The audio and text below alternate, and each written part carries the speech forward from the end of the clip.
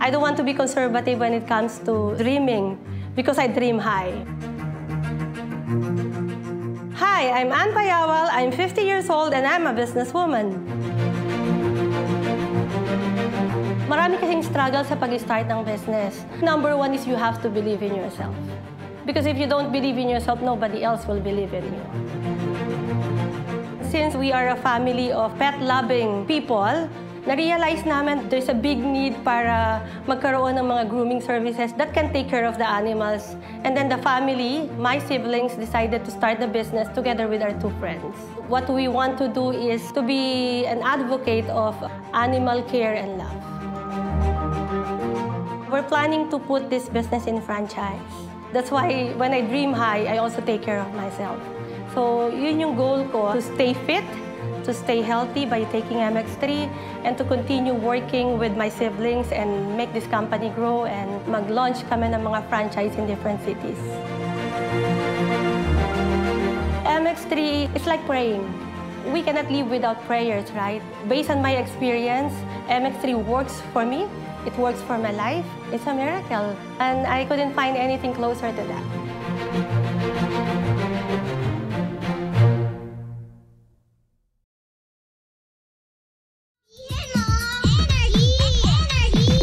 Cheers, Miss Dabaglita! With Tita Cora and Kapitana Sisa.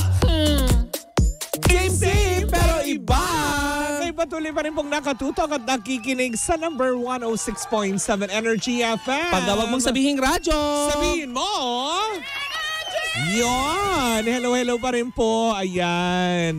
Diba? Sa mga nakatutok pa rin sa atin, correct, syempre sa ating mga Team Replay, sa mga panig ng mundo, hello po sa inyong lahat. And of course, sa Team Replay dito sa Pilipinas, hello po sa inyong lahat. Maraming salamat po from Luzon, Visayas, and Mindanao. Ramdam ng Baklitas ang inyong presensya. Correct. O, diba? Alam mo, naluloka ako pati sa Cambodia. Correct. May mga nakatutok sa atin, mga nakasubscribe sa atin. South Africa ako nabasa noong nakaraan. Oo. Diba? Ano yung may mga hayop na nanonood sa atin? Ano yung kumakanta kayong Jamina, waka waka Si Susan Africa. Hello po sa inyong lahat dyan. Yes. At syempre mga taga Diamond Arcade dyan sa may Aurora Boulevard, tapat yan ng Gateway. Hello po sa inyong lahat dyan. O, diba? Para sa ating pagchichismisan ngayong tanghali, kapiling natin ang AirAsia at ang EO, Executive Optical. Maraming salamat nga pala sa EO. Ayan, bagong salamin ko from EO, diba? Correct. Sa halagang 795 pesos, Mari, luminaw ang aking paningin. Ay, napakamura. In fairness, napakamura talaga sa EO. Kaya check out or visit them sa mga EO stores. Kasi mababait yung mga doktor nila dyan. Gusto ko lang i-hype, diba? Na, I will. Alam mo yun, nag-a-advise talaga sila kung what's best for you. Hindi dahil sa, alam mo yung gusto mo magkaroon ng maganda salamin. Hindi. Kasi i-advise ka nila kung ano lang yung kailangan mo. Mga lisensyadong doktor talaga. In fairness, mga optometrist nila, talagang mababait, very friendly, very accommodating. Kaya sa EO, thank you, diba? For assisting me over the weekend para mag-clear yung aking sight. Kaya check out EO. Hindi yung pinapakalkal nyo sa sa OB ang mata nyo. Bakit sa OB? Ano yan? Hindi naman yan lagusan. Daang hari. Nako, Mare. Ay, nako. Ito kakain ng maraming oras ito. Lalo pa. Hindi ba ginimbal tayo kahapon mismo? Yes.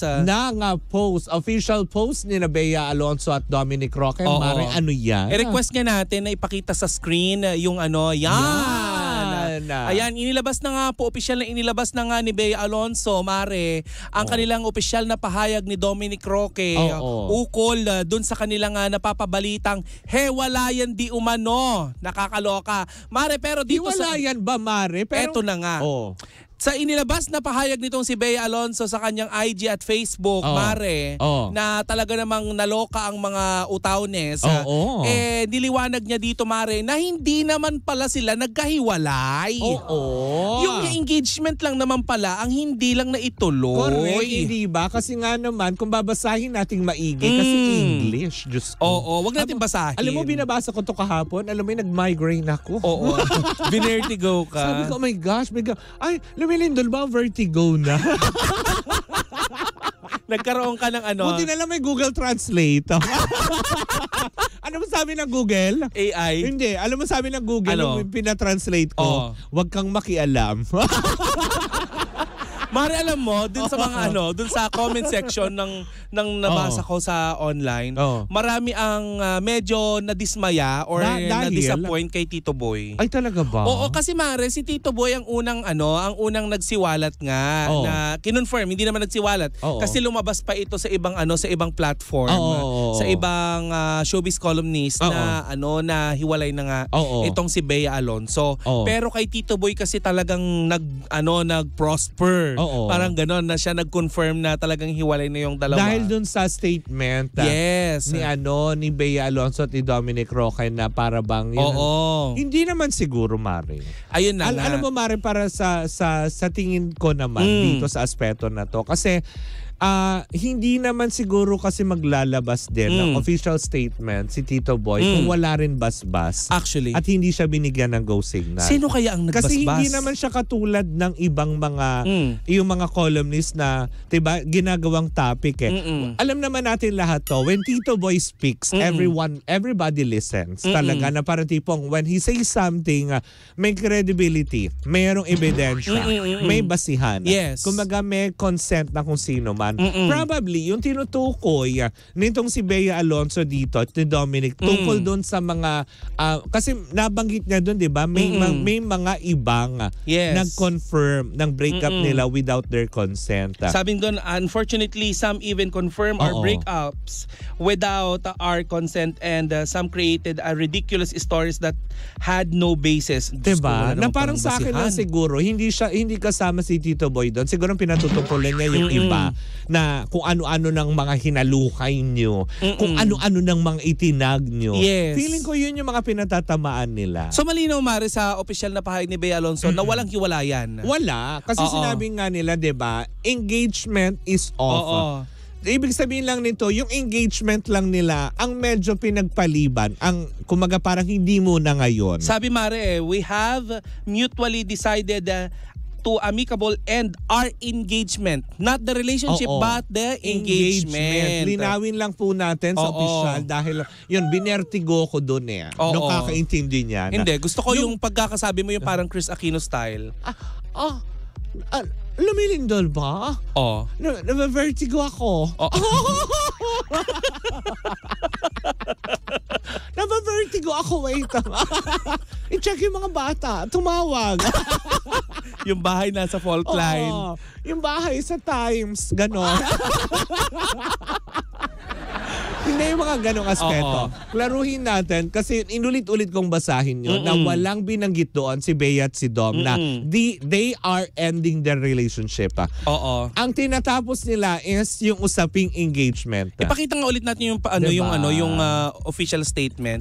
Ano natin? Para at least nakikita ng ating mga panggayong resibo. Congratulate natin si Toby. Updated siya. Diba? Congrats, Kung chismosa tayo, mas chismoso to. Ang bilis sa digital side. Pak. May mga ebidensya. Diba?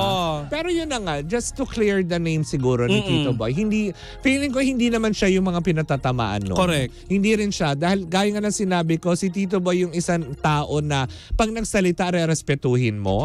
Pag nagsalita is tipong pakikinggan mo. Pero Mare, maisingit ko lang may mga tao pa rin na hindi makaintindi. Kasi di ba nung nakaraan ay natanong tong si Tito Boy kung ano ang latest update tungkol dun sa sa hiwalayan ng Bea Alonzo at Dominic Roque daw di umano. Di ba sinabi din ni Tito Boy na may respetuhin. respeto. Respetuhin na natin sila. Marami ding hindi natuwa. Bakit? May mga chika doon na respeto, ikaw nga tong unang nagsiwalat na hiwalay na sila. Na nakakaloka. Pero Mare, nakakaloka nito, no?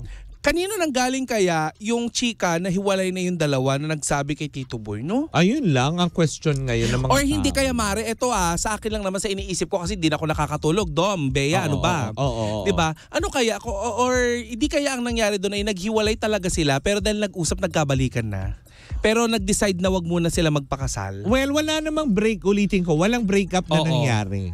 'Di ba? Hindi lang tinuloy yung kasal. Oo. Walang breakup, walang ganito, walang tinapos na relasyon. Pero sino kayo nagparating kay Tito Boy? Well, siguro sa mga aspeto na yun, Mariano, siguro yan kasi ang hirap sa ating mga Pilipino. Na kapag nakuha na natin yung sagot, tulad na nanggaling kay Bea Alonso and Dominic Roque na sinasabi nga nila that they're canceling the engagement. Wedding. Oo. Diba? The engagement itself. Is parang kailangan ba o riratin pa natin na sino yung nagpunta? Kanino galing? Ganito. Hindi ba tama na yung nakuha nating sagot? Kasi doon naman sa official statement ng dalawa, that's the reason why na nagsalita sila para matapos na ito. Correct. Dahil utang na loob, para ng pamintang durug-durug na si Dominic sa ginagawa ng mga pambabatikos ng mga tao hanggang sa hinalukay nyo na kung sinong ganito. Uulitin ko lang din, I'm not taking sides but syempre bilang pagrespeto din kay Tito Boy Abunda na binabash ng iba. Ako naman din masasabi ko, hindi po katulad ng ibang mga reporters or columnists na nagbabalita si Tito Boy. Alam naman natin yan, hindi ba? Laging straight to the point siya. Kaya kung meron akong papanigan at papakinggan, siguro mas nandun ako sa yung kredibilidad na meron pa din. Once sa sinabi ni Tito Boy, sa kanya nang galing, it's true. Tsaka hindi lang kung saang balakbak kinuha. Hindi naman niya din sinabi na hindi naman katulad ng iba na ang daming sources, ang daming ganito. At saka ang hirap, Mari, no, nagbibigay ka ng opinion mo sa ibang tao with the toxicity. Correct. Yung may halong paninira. Correct, diba? Hindi kagaya ni Tito Boy, Mare. Nagbigay siya ng impormasyon na hiwalay yung dalawa pero hiningi niya sa publiko na irespeto natin yung privacy ng dalawa. Kasi parehas niyang kaibigan Yes. Diba? Kaibigan si Bea, kaibigan din niya si Dom. Diba? Yung mga ganong aspeto. Pero siguro para i-bash pa po natin, siguro wag na po. Kasi hindi na rin naman makakatulong eh. Kumbaga parang yung binigay na official statement ng dalawa. Correct. I think it's clear already para sa lahat. Tapos na ang usapin. Hindi na natin kailangan urirating kagaya na nasabi natin kanina. Sino yung politikong involved? Sino yung ganito? Diba sino yung ganyan?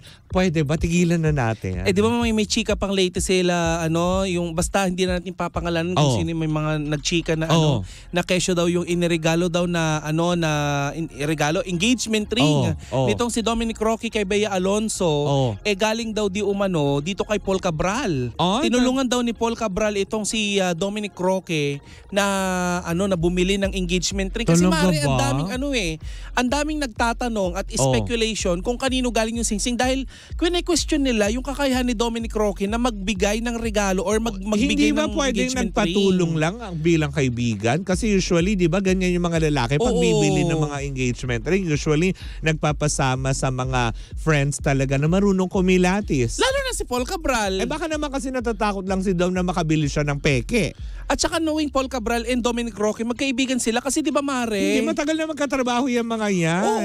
Sila nila Mime. Ang dami ng dinamitan ng mga artista din ni Paul Cabral, di ba? Kung in fairness naman to him, di ba, na wag mo naman natin babuyin din yung pangalan ng tao kasi wala naman din talaga tayong napatunayan, puro kayo spekulasyon. Yes. Di ba? Na nagyuyurak na tayo ng pangalan na may pangalan, di ba?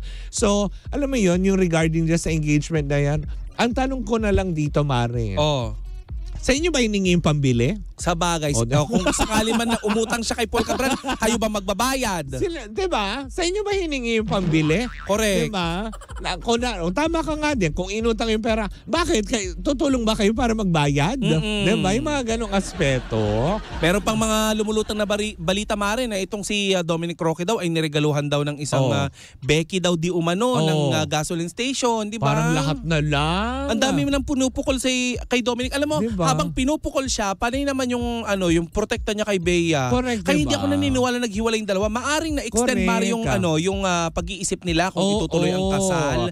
Actually, kahit si Bea din naman medyo the reason why din siguro they decided na magsalita at magbigay ng official statement, hindi na rin niya kinakaya siguro yung inaabot ni Dominic Roque sa mga pambabash ng tao. Yes. Sa kung anong issue na idinudugtong. True. Diba? Kaya siguro, eto na yung magtatapos para sa lahat. Uulitin lang natin na ang engagement lang po ang kanilang kinakancel at yung planong pagpapakasal this year. Yes. Pero hindi po kinakancel ang relasyon. Wala pong nabalitang hiwalay na sila. Oo. Diba? Kung totoo man yung mga sinasabi nilang yung mga usapin tungkol sa pera, Oo. nasa kanila na po yun. Siguro maaaring nagka-problema na maraming nagkaka-problema bilang magkarelasyon. Pero syempre, 'di ba, gaya ng sinabi nga natin noong nakaraan, Mare, na 'di ba pinipilit ayusin ni Dom. Yes. 'Di ba? Kaya siguro sa aspeto na 'to, sabi nga nila sa official statement nila, mutually they decided. Oo. 'Di ba?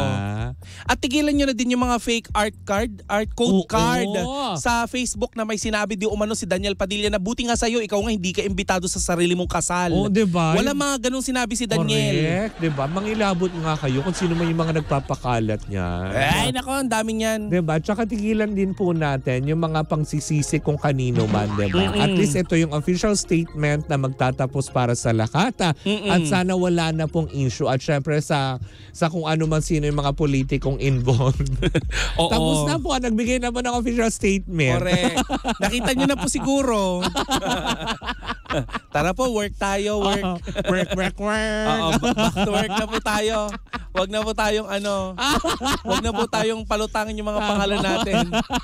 Kasi maaari kapag naisasali ang pangalan ng mga politiko sa sa usapin ng mga chismis sa showbiz. Naging national issue siya eh. Diba? Na parang tipong hindi po makakabili ng 1 kilong bigas yung usapin ng Bea at Dom. Oo, hindi kayo magkakapera sa hiwalayan nila. Hindi po bababa muli ang presyo ng gasolina, ng kuryente, ng tubig sa usaping Bea at Dom. Ang pinaka-importante po ngayon ay may makakain kayo mamayang pananghalian. Tama. Diba? Kasi yung mga yan, maghiwalay man yung mga yan, may pera po sila. Tama. May isasaing sila. Truly, Diba? diba?